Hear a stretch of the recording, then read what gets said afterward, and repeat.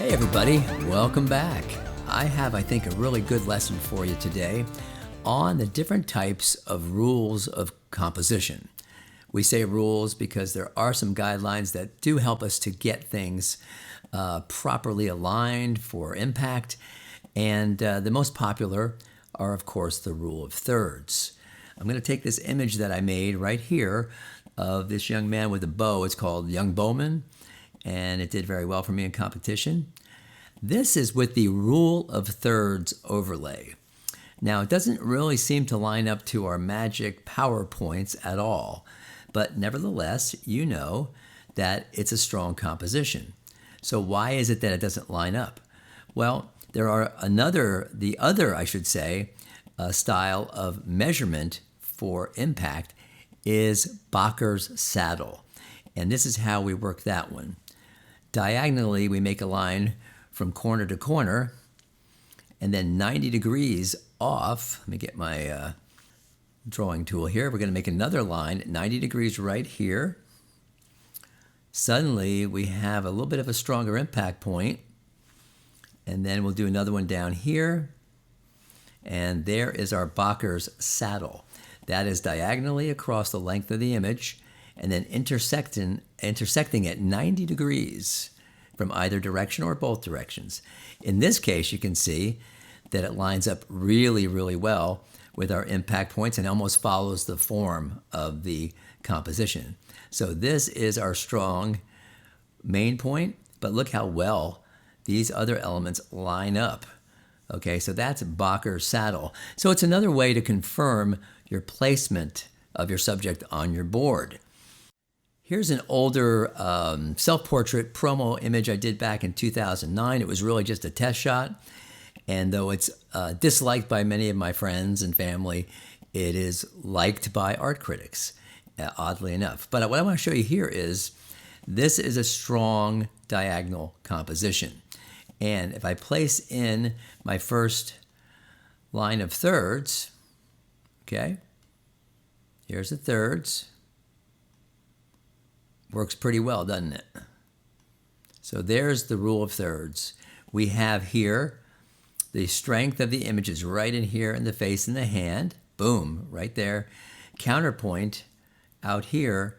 These lines really do support the overall composition. So there is your rule of thirds at work. So let me pull those out. So when you're making a measurement of your composition, whether it's in camera or in print, that's a great way to determine whether or not you're in the pocket. Now here's a snapshot, truly an iPhone picture that my daughter sent me of my grandson and her husband working on this trike. Of course, I had to fix it color-wise and such before I could even mess with it, but I want to show you how strong we compose in camera.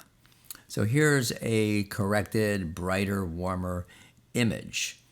I'm going to show you how the rules of composition can confirm that this is indeed a very strong composition. So here, opening it in Photoshop, we can see that the corrected image seems well composed. Let's add some of our thirds. Lines of thirds, not lining up perfectly, but fairly well. So there's our third lines. Now, I think you'd agree that the subject is mostly right here. So it's not far off from the primary weighted area that we want to work with. But I want to show you how, looking at it in the saddle, or the Bacher saddle, how you can confirm better the composition. I'm going to draw a diagonal line across. There we go. Already looks like it's bringing us to better crash point. Let's do our 90 degree. We've got to go 90 degrees off the diagonal line. So there is our 90 degree line. Boom. I think we are right in the heart of the action. And lastly, let's add the fourth line, or the third line, fourth quadrant. Here is another nice impact or counterbalance point.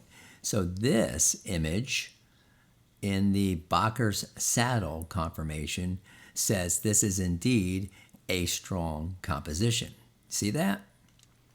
So when we're looking at the image, and whether we're trying to place the subject on a board or in the camera, again, my daughter shot this. This is the in-camera version, and I liked it for the action and the mood, but I also knew it was a strong composition, but proving it took Bacher's saddle.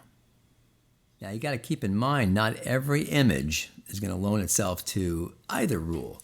So on a recent trip, I was in Ireland and we were just shooting some iPhone pics, and I just loved the sky and the green so much, the Kerrygold kind of feel, the blue, the white, the green, it was wonderful.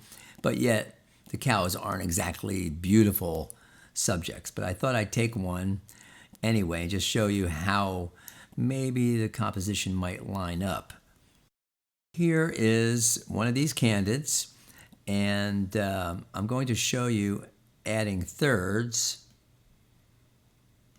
This is something you should always do if you're trying to resolve compositional placement. And this has a lot to do with making prints and competition prints, that kind of thing, exhibit prints. Hopefully you'll do it well in the camera as well.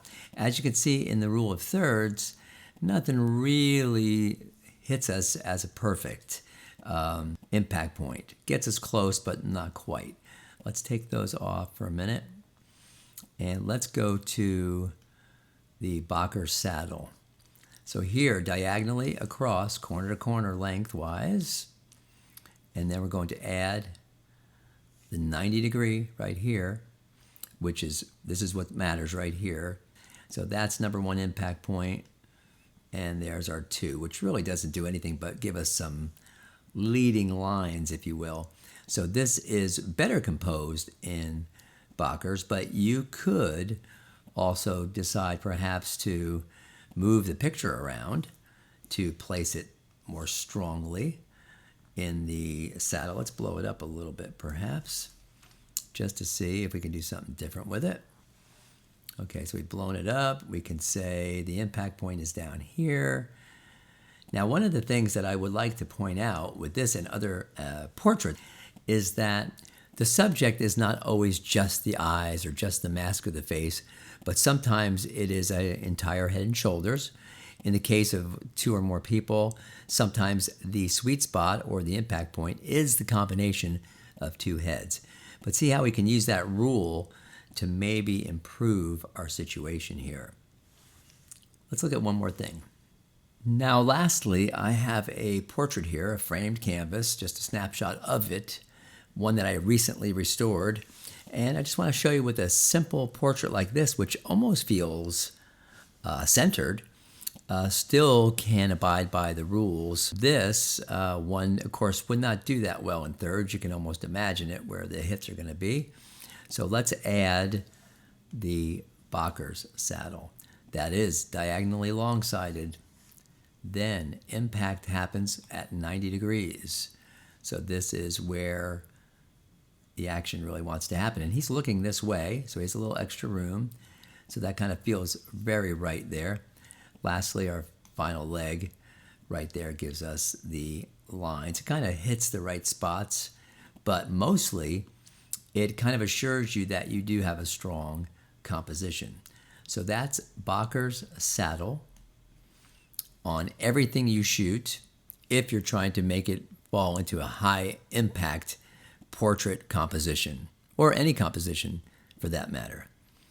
So thanks for staying with us today on this lesson of rules of composition, the famous Bacher saddle, the rule of thirds.